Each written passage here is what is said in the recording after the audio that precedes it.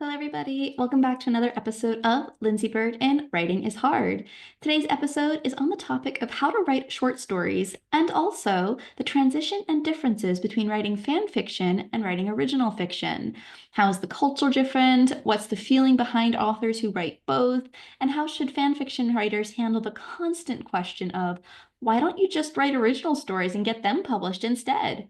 I hope you enjoy.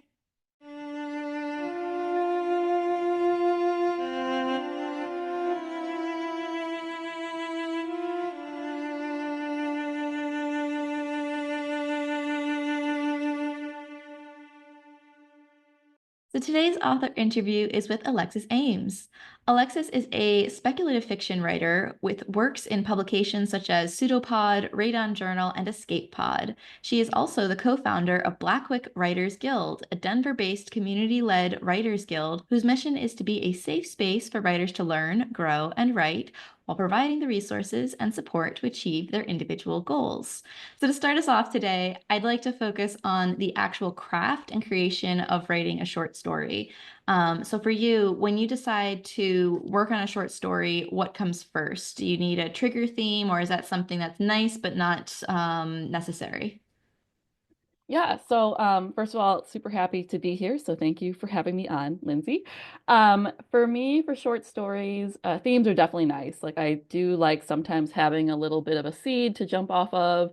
But most of my short stories really just they come naturally, come organically to me. I'll be watching something, I'll be reading something, and it will come to me. It helps that I write sci-fi. So a lot of what I'm seeing happening in technology right now or in the news, I then take those seeds and let them kind of play out to their natural conclusion. So for the story that you mentioned in Radon Journal, it's about a character who actually starts to lose his memories because he fell behind on his subscription payment to them. So I see, what's happening in the world with everything becoming a subscription and then kind of play that out to what I think is the natural conclusion. So that's kind of what I do when I'm writing short stories. And I will say that the story chooses me. I do not choose the story. I sit down and I write whatever is gripping me at the moment, which sometimes is the story I'm supposed to be working on, and sometimes is not the story I'm supposed to be working on. So it's just whatever happens to grab me in the moment. How many short stories do you tend to write in a given year? Oh, goodness, that is a really good question. I write so much. So I mean, I think dozens, maybe even up towards 100 a year, but a lot of those like don't ever really get finished. They're more like skeleton stories that, I'll get 2 or 3,000 words in, I'll get mostly done, and then I'll just be satisfied.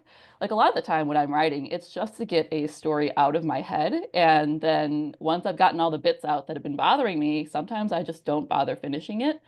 So a lot of what you'll see actually out there in the world is just the tip of the iceberg to what I actually write.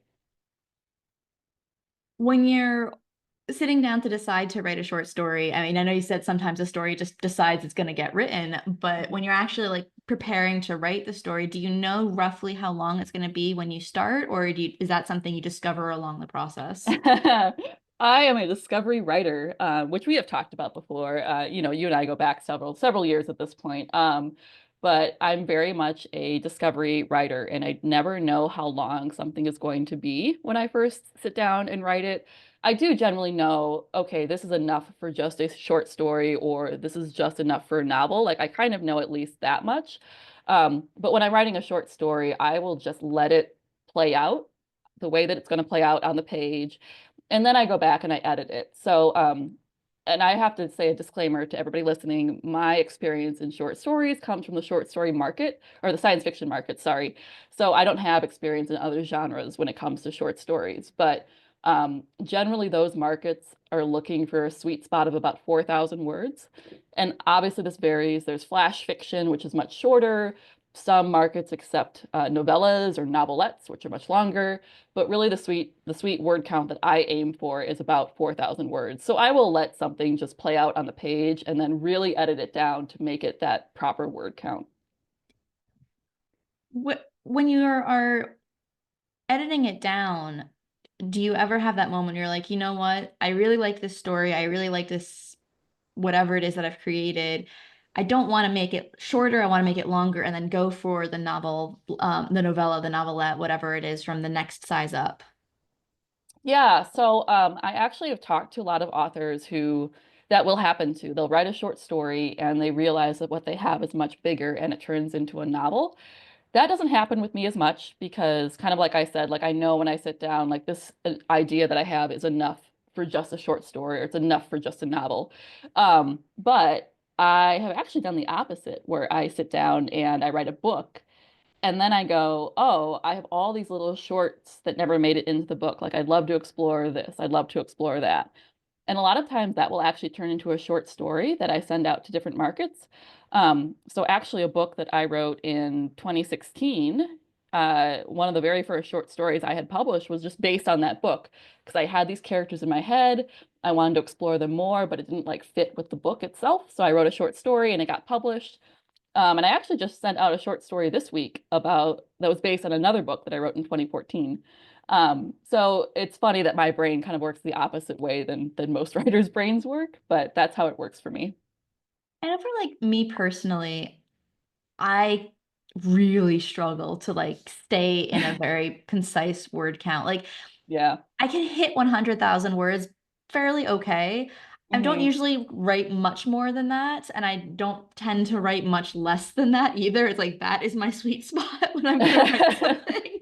Yep. Um, but like for me, like when I create a character, I was like, I need to know what they look like. I need to know their backstory. I need to know their best friends. I need to know all of this stuff, which is way Mhm. too much for a 4,000 word short story. Yeah. So when you're writing a short story and you either know all of this information because you've taken it from a book or you're Hmm. just starting from scratch, how do you not include all of that extra information? Yeah, that's a really, really good question. So I actually don't need to know all that stuff for my characters, not for every single story. Obviously, for the ones that I've written entire books for, like, yeah, that character really did grab me, and I need to know this backstory. And like you said, they're best friends and everything that happened to them in their childhood. But a lot of time with short stories, I don't need to know that about characters that much. I only need this one snapshot in their lives. And sometimes I do pepper in little hints as to that backstory or into, what their friends might be like or things like that that weren't relevant to the story itself. Um, but a lot of times I'll write something and then I submit it and I forget everything about it. And I actually have had to start creating a list of character names from my short stories because I keep reusing them accidentally, like just forgetting that a character already existed with that name. So I'm not like attached to every single character I create, which is a horrible thing for an author to admit, but there's so many of them, I lose track of them. No, I have a guilty confession, which may or may not ever, come out as far as like publication stuff is concerned. Things change. But the first book I published on the subject of Griffons, there's a character in there whose daughter's name is Faith. And I completely forgot that I named her that. And Hmm. in the current book series that I'm writing, which again, it hasn't gone on submission or anything like that, I'm currently writing it. The main Hmm. character's name is Faith. And I realized that like well after I got very far into this process. And I have a whole reason for why the character's name is Faith and this and that. And I was like, I realized like I was going through like that particular, like on the subject of Griffins, just flipping through it one day. And I was like, Hmm. oh my God, I named her Faith. I was like, Yep.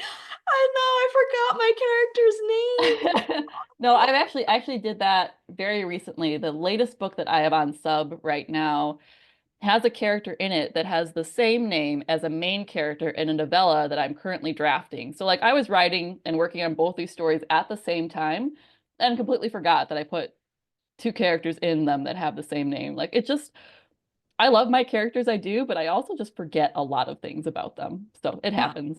I forget so much. And it's, I will say when I'm writing it, that's when I'm really hyper focused on I know everything. I know the details. I know where I'm going. I know, how to Mhm. piece things together.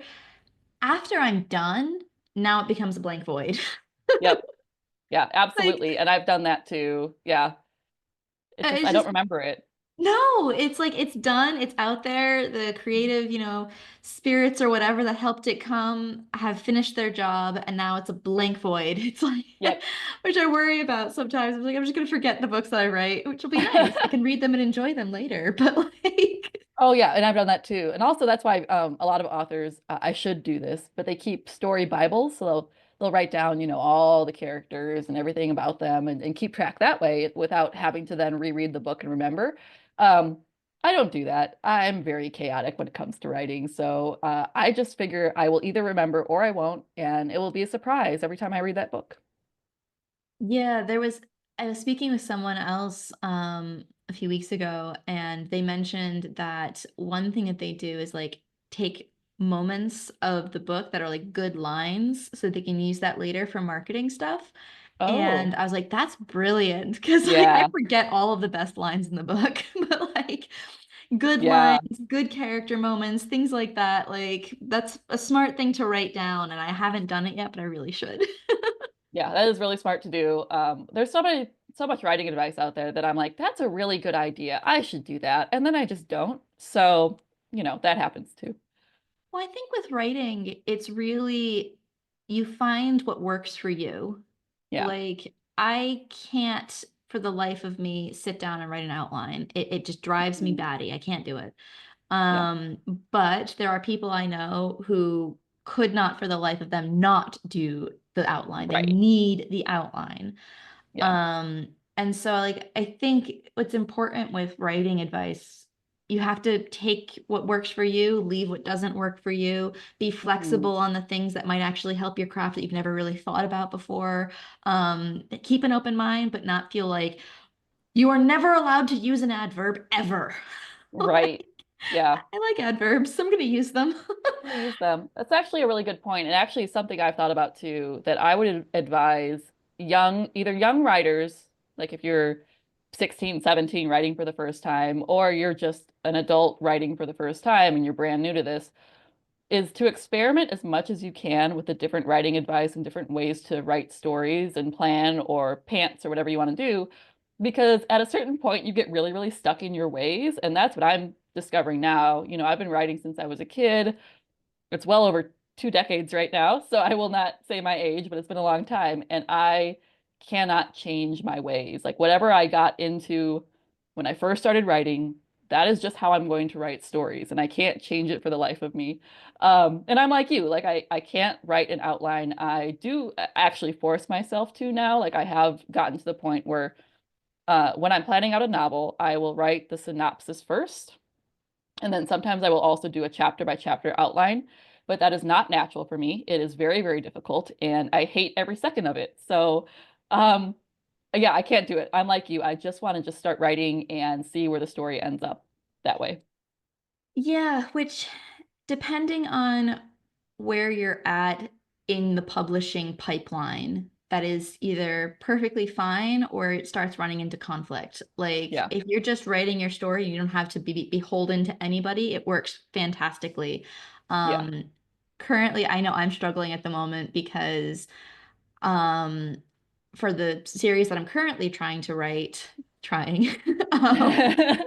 I because I'm pitching it as a series, I need to write a certain amount to pitch to the editor, and then with that also have a vague outline of what the next books in the series would be, so that they know what Mhm. to expect, and then they can make the offer or not. Yeah. And so like that process of, all right, I know what I'm gonna write, but I also need to know what's gonna happen in the future. Where for me, it's Yeah. much more natural to just see what happens, Yes. which Yes. they might not And appreciate. no, I mean, that doesn't work, especially when you're at the traditional publishing stage. But yeah, and you and I have talked about that too, how we sort of have the shape of the stories in our heads already. And we kind of naturally hit the beats without even like consciously sitting down and saying, okay, now it's time for inciting incident, or now it's time for. Honestly, every time I sit down to write a story, I'm like, I have to Google what beats are. Like, I don't remember what the beats are, but like, I know them kind of instinctively. So when I sit down to write the story, I will write an entire book and then I will go back and during my editing process, I will fit the story into a beat sheet. So I will say, oh, well, that was the inciting incident and that was X, Y, and Z. Um, but I don't do it beforehand. And yet my stories do end up pretty naturally fitting into that beat sheet without me even really intending them to and really like trying to make them hit the beats. So I think you and I have similar writing processes in that we see the shape of the story, we write it down, and it still fits a beat sheet afterwards. I have to admit, I've never read the book Save the Cat. I had no idea what a beat sheet is, or at least I didn't until very recently, where somebody Yeah. mentioned it, and I was like, "What is this?" Yep. Yeah. Because this, unlike many authors or writers, I've never actually been formally trained how to write. I just Hmm. started writing. Yep. And I think if I had to say where my training was, it was from writing fan fiction. Yeah. It was just every single day I was reading and writing fan fiction. And Yep. over time of just constant doing that, I was like, oh, well, this is, this story crafted itself a little bit better. This theme started, I'm starting to figure out, how to make the sentences work, how to do this, how to do that.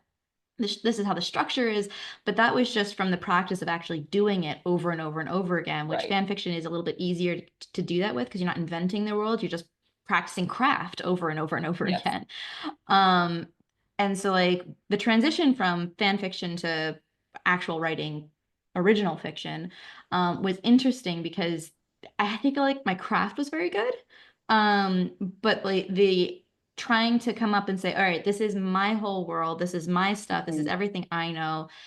And going from there, it's been odd because I don't know the beat sheet. I don't know this. I don't know all the fancy Yeah. technical words because I was never trained on that. I just naturally know this is how a story is framed and go from Yeah. there. Yeah, I'm the same way where I've never been formally trained. I think the only writing class is one that I took in high school just because I needed the extra credits, so that's what I did. Um, so yeah, no formal training, just like you, yeah, fan fiction from a young age and learning the shape of a story that way and crafting a story that way. But I've been writing original fiction also for a very long time, so I was sort of doing both at the same time, where reading and devouring tons of books and writing my own stories, but then also reading and devouring tons of fan fiction and writing that as well. And yeah, I think you're right. I think that people who have that background, which a lot of people in traditional publishing now, we are starting to see a lot of people who came from that fan fiction background, then going into traditional publishing. I think that's how we all learn to read and write and shape and craft a story is that way. And I think that's really, really interesting. It is, and I feel like there's almost a subtle difference. I mean, somebody told me recently, they read my book and they're like, "Did you used to write fan fiction?" I was like, "Yes." Like, I can tell. I was like, "Oh, So what does that interesting. mean?" What does that mean? Is that a good thing or a bad thing? She's like, the way that you have more of an interiority into your characters is a Oh, very fan interesting. fiction thing because you're so focused on the characters and you know them so well that Mhm. familiarity really comes off on page more frequently, I think is what she was trying to say. Yeah, and I think that's true too, and my focus has always been character stories and character driven stories. Like, yes, I will put them in space and put them through horrible things, but at the end of the day, I'm more interested in writing and exploring those characters than I am in like spaceship battles and things like that. Yeah, it's I want my characters in a situation. I love Yes. these people, but they need to be in a situation. And then I create the Yeah. situation around the people that I really care about. Yes. And they must suffer. Like the more that we love them, they must suffer more. That's how that works. Yes, you can tell which character you love the most by how much pain they've gone through by the end of Exactly. the story. Exactly. Yes, we're the same. Absolutely. But what do you think is like, why is that compelling for you as an author? Like, why do you think showing characters or exploring a character going through that type of suffering is interesting to explore? I don't really have a good answer for that. That's really interesting. I've just always been drawn to characters and story and like shows and books and media that really have compelling characters. Like it doesn't have to be good. I don't care if the media itself is good.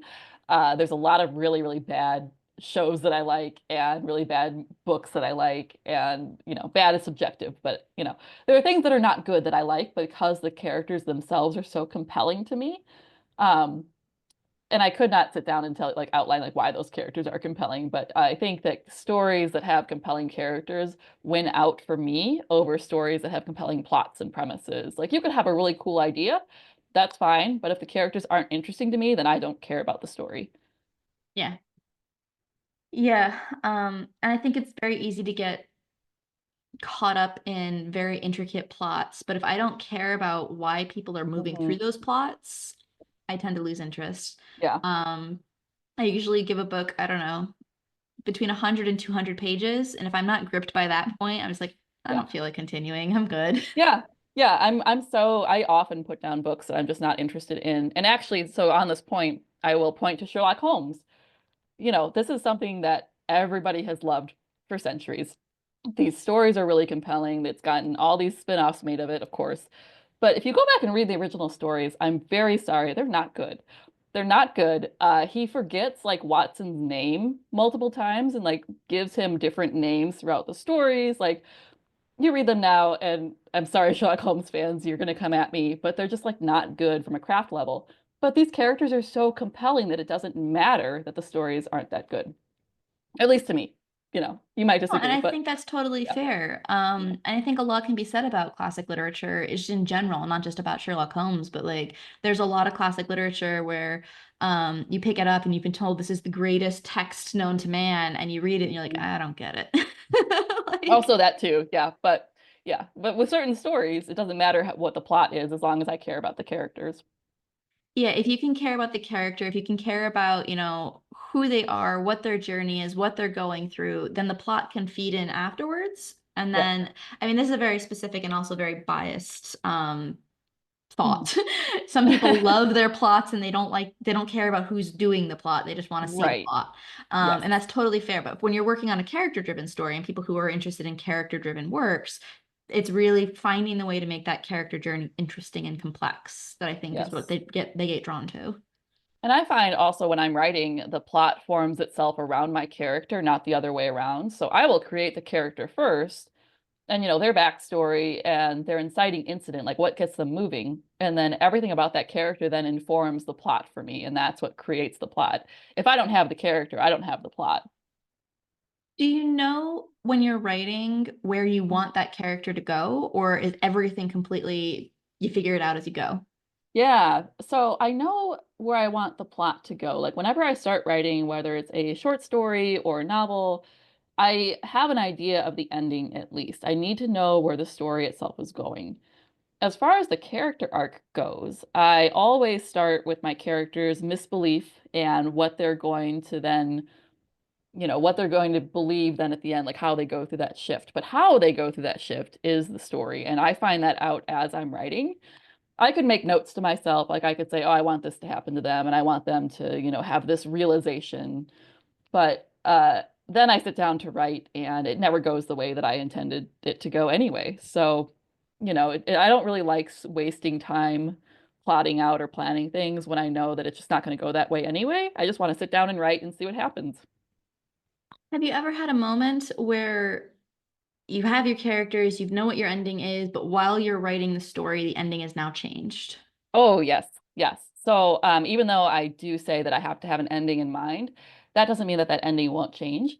Probably, it's hard to talk about, examples of this when I don't have books out in the world at the moment, but the biggest example of this is the book that I actually got into pitch wars with back in 2018 originally started out as a very happy ending for both characters, the main character and his love interest. They get to have this wonderful happy ending. And I rewrote like 50,000 words of it to give it a horribly tragic ending that, then everybody loved, but my one beta reader who read this book for me was so mad at me. She was so mad. She's never forgiven me for it. But she's the only one that's read the happy ending version of that story, and everybody else has read the horrible, angsty, sad version. So anyway, the ending of the story will often change for me, but I still need to know what that initial ending was. I need to have an ending in mind of some kind before I can start writing. Why is it, do you think that you need to know the ending in that, like if Yeah. you're ready to, write a book, it doesn't matter how you get there. Why do you need to know the ending? Is that the purpose of your writing, or is that just a direction to go towards? Like, what is it about knowing that particular detail that matters? Yeah. So if I don't know the ending, I will just sort of meander. and wander, and which isn't necessarily a bad thing for most writers, but for me, I will just never finish that story because I will just keep writing and like, oh, like shiny new object over here, like let's make them go over here now. So I need to have an ending point to go to, or I will just never finish anything. Um, I think the worst example of this is I had a very long, meandering novel I was writing, years ago that I wasn't sure of the ending, and it got to be about 200,000 words, and I was like, okay, this is never going to go anywhere. I need to know what the ending was, and I needed to end this like 100,000 words ago. So for me personally, as a writer, I have to have that ending, or I will just never finish a project ever. Is that because you're enjoying the characters going on whatever journey they're on? Or why is it, do you think that you'll just continue on? Yeah, I think it's just because when I've created a story and characters that I love so much, I just enjoy just writing them and I want to keep writing them and I'm having a good time. And I think I mentioned this earlier too, like a lot of times I'll write a story just to get it out of my brain and I'll stop once I'm satisfied. Whether the story is done or not doesn't matter to me as long as like, oh, I've scratched that itch, I'm good, I'm done. Um, and then this actually goes back to our roots in fan fiction. A lot of times I will finish a novel, but I'm not finished with those characters. So I will just write fan fiction of my own work just to get those stories and those characters out of my brain so I can focus on other things. So yeah, I think I'm just having such a good time with characters that I will just never finish anything, which is fine. But I do want to have published books out there in the world. So I do have to have some self-control and be like, okay, plan out your book, know where it's going to end, and finish this project. When you're writing a book that you are intending to put out into the world, how do you know this is a scene that you should cut? This is a scene that you shouldn't be writing. This is a scene that's not propelling you forward. And versus is a scene that you just really like and you want to enjoy writing it. Yeah, that's a really good question. And honestly, the answer is this is why I have beta readers, alpha readers and beta readers. So, I know there's all kinds of advice out there about what each scene should do. Like it should either further character or it should further the plot. I mostly write based on vibes, which is not a good answer for this, but like I just have a good sense of like, oh, this scene is important and I need it here. Or I just wrote this scene for fun and I just needed to get it out of my brain and I'm gonna go put it in my document of cut scenes. So I actually have a lot of documents that are like things that I wrote for a book that I just enjoyed writing, but I knew that it wouldn't fit. So I just wanted to get it out of my brain and now it goes into this other document where it just will live forever. Um, so this is why, again, I have people read my stories for me and help point out things like, oh, this was unnecessary. Like, why are we going off on this tangent? Why do we have a scene where the characters are just like sitting and talking and doing nothing? Um, it's really, really important to have those people in your corner. And I do know writers who actually don't need beta readers. They will just write a book and send it to their agent, and that's it. And I'm like, I really envy you guys, but I cannot do that. I need to have people read over my work, and I read for them too. Like it's very reciprocal in the writing world. We all are always reading each other's books, and we're giving advice and giving edits.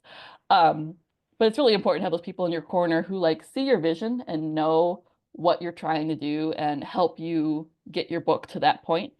I think with editing, sometimes beta readers who are not so good are the ones who are trying to make the book into their vision and not yours. So you really have to find the people who can see what you're trying to do and really help you get there.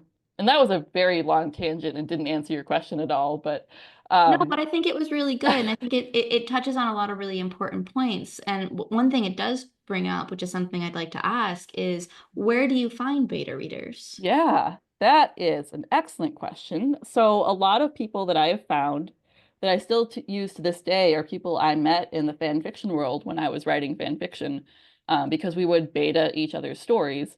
And I don't know if you've explained this in earlier series, so I'm going to pause really quick and say I talk about alpha readers and beta readers. And for people who don't know, beta readers are the ones who like are reading your story and like after you've written it, after it's done, and helping you improve it. I also use alpha readers for like the very, very skeletal stories or even outlines where I'm like, okay, I don't need the nitty gritty. I don't need like, spelling, grammar, inconsistencies. I need you to look at the story and help me brainstorm like, I am missing an entire middle. What do I do for the middle of this story? Or like, those are people that I give really, really rough, like not even completed stories to, but beta readers get like full stories. Um, anyway, so I found them in the fan fiction world. And then as I've gotten into original writing communities, so I started my Twitter account in 2017 under this pen name. So obviously this is a pen name. This is not my real name. You guys are not seeing my real face. But I started in 2017 connecting with the writing community on Twitter. And back then it was super, super active. And that's really where writers were. Obviously, since then, since Elon Musk has taken over, it has gone downhill. Most writers are now either on Instagram or TikTok or Blue Sky. Um, but connecting with writers on social media has also been a way that I have found other beta readers. And it really just stems from striking up conversations with people and replying on their posts. And like, if they have free short stories in the world, I'll read their stories and like comment and they'll comment on mine. So it's very much I don't know, you got to put yourself out there and sometimes you'll have somebody beta read for you and it just turns out to not be a good fit and that's also okay. And you just move on and find somebody else. Like you don't have to stick with a reader that is just not a good fit for you. How do you balance, like, how do you know if somebody's not a good fit? Like, how do you know that this person's just off the wall, not a good fit for me? Or the counterpoint to that is this person is giving really good advice, but I don't want to hear it right now. Yeah. When do you make that choice? So the beta readers that I've gone on not to use are the ones that are overly critical. And you have to make this choice for yourself because there is a fine line between like this is constructive feedback or this is just mean feedback. So I have had ones that are just like not good, not constructive, very mean, very nitpicky, and very much like they couldn't see the vision of the story that I was trying to tell. Now, the good beta readers are the ones that give good feedback that's constructive, that aligns with your vision, or like they at least see what you're trying to do and they want to help get you to that point. Like I have gotten feedback from beta readers that are really, really good that I still use to this day that made me rewrite an entire book. But I was so jazzed about their feedback and I was so excited and I felt that they were also excited about my story that it didn't feel like work. It didn't feel like, oh my God, I've got to rewrite my entire book. It was like, oh, I see it now. Now I'm excited. Now I want to dive into this. And those are the good beta readers that make you excited about your edits, even if you're rewriting 100,000 words. So, um, and yeah, you've got to make that choice for yourself, honestly, and just like trial and error. If I remember correctly, there's a lot of quid pro quo almost Mhm. with beta readers where if you use somebody to read your book, then they'll read your book in turn, so on and so forth. Mhm. Um, what do you do, for instance, if you are somebody who doesn't have a lot of time, needs a beta reader, but can't reciprocate? Do you just accept you're not going to have one because you can't reciprocate, or are there things that you can do to still find a beta reader or work in that type of capacity? Yeah, so sometimes it doesn't matter. Like beta readers aren't really out there, at least the ones that I've used aren't out there keeping track of like, oh, I read your book, now you got to read mine. A lot of times they're just like, yeah, I had time on my hands. I'm happy to read a book. I like your writing. Um, Sometimes if I don't have time for like a full book, I'll see like what else can I do for you that's shorter? Like can I read a short story for you instead? Or can I read a query letter or a synopsis? Or can I help you brainstorm? I think my strength is in brainstorming and just like bouncing ideas around with people. I'm really good at shooting the shit and just like coming up with ideas not so much on like execution and pacing and stuff like that, but I can absolutely sit and brainstorm with somebody. So I think if you can't do an exact one-to-one match, like reading an entire book for somebody, if you can offer something else or offer marketing help or just something that you can do to show that you want to support this person and you're not just like always taking from them. So, say you're an author who is looking for a beta reader. What type of etiquette should they show when entering a beta reader space when trying to get a beta reader? I mean, honestly, like I just slide into people's DMs and I'm like, hey, we've been chatting for a while. Would you like to read a book for me? But But you start by chatting first. oh yes. Yeah, yeah, yeah. Oh, so okay, yes. So I see what you're saying. Don't just like slide into somebody's DMs that you've never really spoken to before. At least this is my opinion. everybody that I've had beta read is somebody that I've struck up some sort of like conversation with on Blue Sky. Like we become friends, in a sense. I mean, obviously these people, I don't know their faces a lot of the time. I don't know their names, their real names, but we've had conversations and we seem to vibe really well. So yeah, it's people that I've already had spoken to. It's not like some random person that I follow on Blue Sky and I'm like, you're cool. I want you to read my book for me. There has to be some relationship there first, I feel like. Yeah, I would agree because like I think it does come off a little bit brusque when someone's just like, "Hey, can you do this for me?" And you're like, "Who Hmm. are you? Why should Yeah, I?" yeah, exactly. Like it has to be somebody that I'm friendly with at least. Yeah, some sort of rapport of some kind. Yeah, absolutely. Um, so I know something that you and I have talked about before is there's a difference between people who write and people who write in order to get published. What I wanted to ask you is when people are either starting their writing journey of whatever capacity that is, are there things they should keep in mind? If the first day they ever started writing, they're like, I'm gonna publish one day, versus they're just trying to write to write. Yeah. So I do think you need to be realistic with yourself from the beginning and be really honest. Like, I am just writing to get published and, be one of those authors that has a 6 book series out there in the world. Or I'm just somebody who likes to write. And if I get published, that's great. And if I don't, that's great too.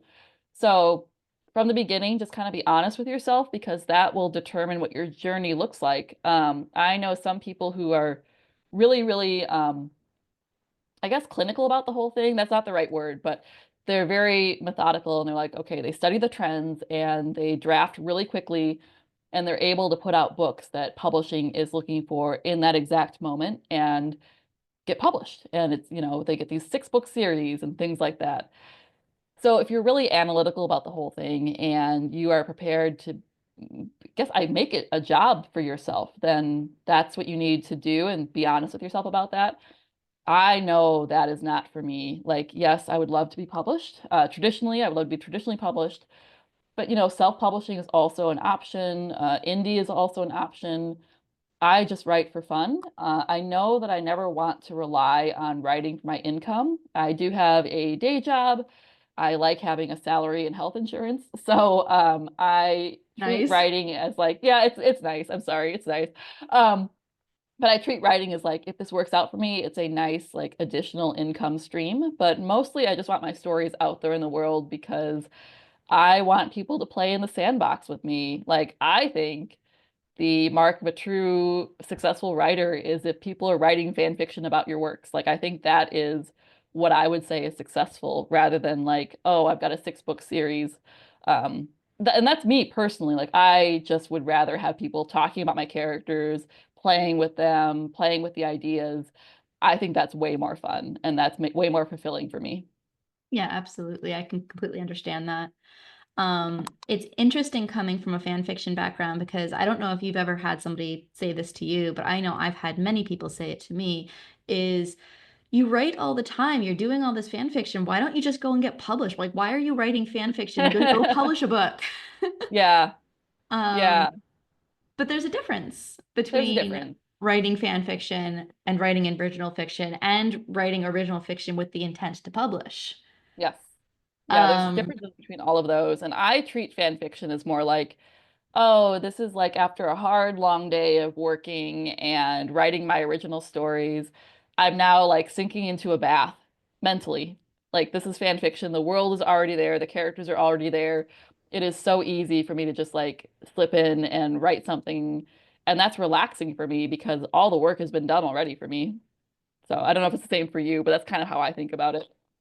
oh, absolutely. It definitely is where it's comforting, it's easy, it goes very quickly. I know the characters, I know the situation, it's very fast. Like I can write a fan fiction length, like a novel length fan fiction very quickly. Yes, But you when it can. comes to like writing a book, that takes much more time. Yes. Yeah, absolutely. That's the same way for me where it's like this goes so quickly, it's very relaxing. And that's what the purpose, that's the yeah, I guess that's what it fulfills for me is I just wanted something quick and relaxing, but it's the original fiction that is which is very different for me. I don't know, it just fulfills a different need, and I love writing the original fiction, but it does take a lot more mentally out of me than writing fan fiction does. Is there anything you would say to fan fiction writers who keep being told you should be published or you should go into publishing, that maybe they have not heard about that journey or that experience, and maybe questioning whether that's a route they want to take? Yeah, I mean, I would just say if that's not what you want, then don't do it. So, I think a lot of fan fiction writers feel like, oh, after a while, I need to start like producing my own original fiction. And that's not the case. Like, you could just want to write fan fiction and nothing else and never create anything original, and that's fine. I mean, original as far as characters go, like obviously fanfic is original, but um, yeah, I mean, if that is all you want to do, then that's fine. Like, don't, and just ignore the people that are telling you to go get published. Like, if that is not something that you're interested in, you just want to play in an existing world, just do it. Like, it's just fun. It's a hobby. Yeah, that's all I would say is you don't feel the pressure that you need to create something original if that's not what you want. I think something else that, as somebody who has transitioned from fan fiction author to trad pub author, that I will say it's a very different community. Yes, it Um, is. Yeah, absolutely. Fan fiction, for instance, comments on your fics. The general rule is if you don't like it, don't read it, don't leave a bad comment. Be very nice to the comments because this is free labor people are giving for free. Like, this is Mhm. a free product. In the reviews and comments, the comments should always be nice and they should have no editorial comments because that's not, Right. this is a free act of love. The comments are supposed to be nice. That's the general culture of fan fiction. Yeah. Trad pub, authors should not be reading their reviews ever. Ever. Don't do it. No, never. Don't do it. Um, but there is a huge disengagement because if you're used to reading your comments and you're used to reading your reviews for fan fiction, it's quite difficult now that you're in the Mm. trad pub space where don't read the reviews, don't read the comments, don't interact with people because you don't know who's out there. Yeah. Don't do this, don't do that. It's a very different culture. Um, Yeah. you Yeah. can't So go ahead. experience the community in the same way. Exactly. Yeah. So it's a different form of community, and that's a really good point. So I'm in the sphere of like I've got lots of short stories published. I think I've got like 30 or something out there. Um, and you will publish a short story and it is just dead silence. You will never hear anything about that story. And yeah, so if you're traditionally published, there will be reviews and things like that, but it still is a lot less engagement from readers. And you're not supposed to interact with those reviews. You're not supposed to interact with those readers at all. And yeah, if you're only publishing short stories, you might have a ton out there and just dead silence from them. And you have to be okay with that and get your engagement and fulfillment elsewhere. So I get it from I'm on Blue Sky. I was on Twitter for many years. I'm not as active there as anymore, but I get my engagement and my fulfillment from just interacting with other authors and other writers. Um, and yeah, I'm not going to hear anything about these stories that I get published, but it is just satisfying to me to have those published out there in the world. So, yeah, if you are making that transition, you will go from hearing lots about your stories to hearing nothing about your stories. And you need to sort of just make your peace with that. Yeah, and be aware that like if that's what you enjoy, if you enjoy the Mhm. community, if you enjoy the engagement, if you enjoy talking to people constantly, if you enjoy the only praise type style where like if someone's mean in your comments, now everyone's gonna gang up on that person and not you because that's against the culture. Like if that's what Yeah. you enjoy, fan fiction's perfect.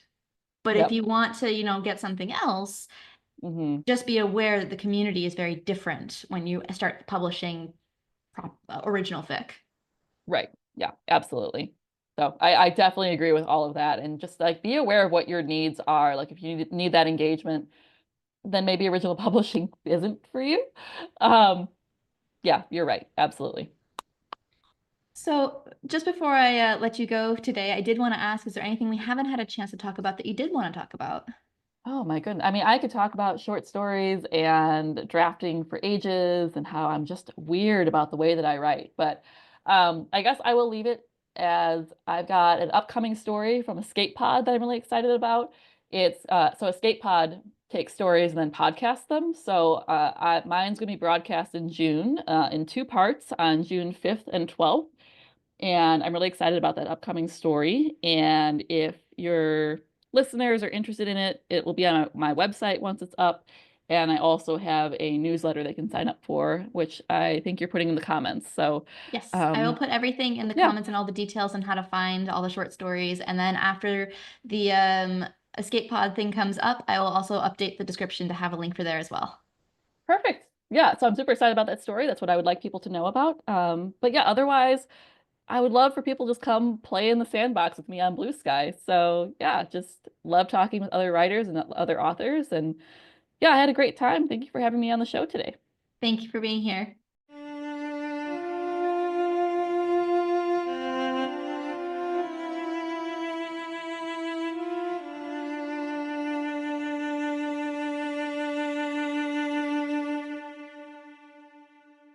Episode of Lindsey Byrd in Writing is Hard. You can find the details on Alexis Ames's works in the description.